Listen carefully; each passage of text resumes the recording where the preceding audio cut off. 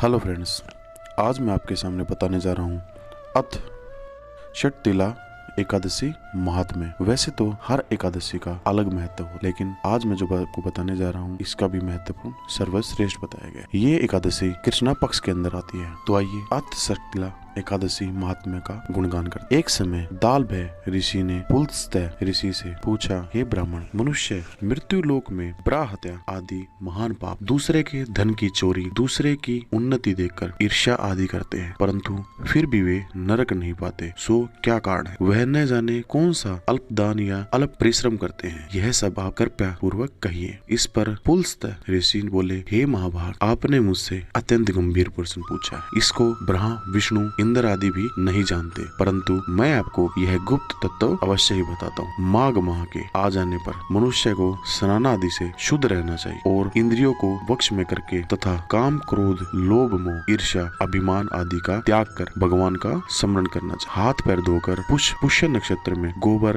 कपास, तिल मिलाकर कड़े बनाने चाहिए। वह इन कड़ों से 1008 बार हवन करें और यदि इस दिन मूल नक्षत्र और द्वादशी हो तो यह नियम से करें। स्नान आदि नित्य क्रिया से शुद्ध होकर भगवान की पूजा कीर्तन करना चाहिए। एकादशी के दिन व्रत और रात्रि को जागरण तथा हवन करना चाहिए। दूसरे दिन धूप दीप नैवेद्य से भगवान की पूजा कर खिचड़ी का भोग लगाना चाहिए। इस दिन कृष्ण भगवान का पूजन करना चाहिए। पेठा, नारियल, सीताफल या सुपारी सहित अर्घ देना चाहिए और फिर स्तुति करनी चाहिए। हे भगवान, आप अशरणों को शरण देने वाले, आप संसार में डूबे हुए का उद्धार कीजिए। हे पुंडरीकाक्ष, हे कमल नेत्रधारी, हे विश्व भगवान, हे जगत गुरु, आप लक्ष्मी जी सहित मेरे इस तुच्छ अध्र को स्वीकार कर। इसके पश्चात ब्राह्मण को जल भरा कुंभ प्रदान करना चाहिए। ब्राह्मण को श्यामा गाय और तिल पात्र भी देना चाहिए। तिल स्नान और भोजन में श्रेष्ठ है, अतः मनुष्य को तिल दान भी करना चाहिए। इस प्रकार जो मनुष्य जितने तिल का दान करता है वह उतने ही वर्ष स्वर्ग में निवास करता है। तिल स्नान, तिल का उपटन, तिल का हवन, तिलोदक, तिल का भोजन, तिल का दान, यह षटतिला एकादशी कहलाती है। इससे अनेक प्रकार के पाप नष्ट हो जाते हैं। नारद ऋषि बोले, हे भगवान, आपको नमस्कार है। इस षटतिला एकादशी का क्या पुण्य और कथा क्या है, कहिए। श्री कृष्ण भगवान बोले, हे नारद, मैं तुमसे आंखों देखी सत्य घटना कहता हूँ। प्राचीन काल में मृत्यु लोक में एक ब्राह्मणी, वह सदैव व्रत किया करती थी। एक दिन वह एक माह व्रत करती रही। इससे उसका शरीर अत्यंत दुर्बल हो गया, परंतु उसने कभी भी देवताओं तथा ब्राह्मणों को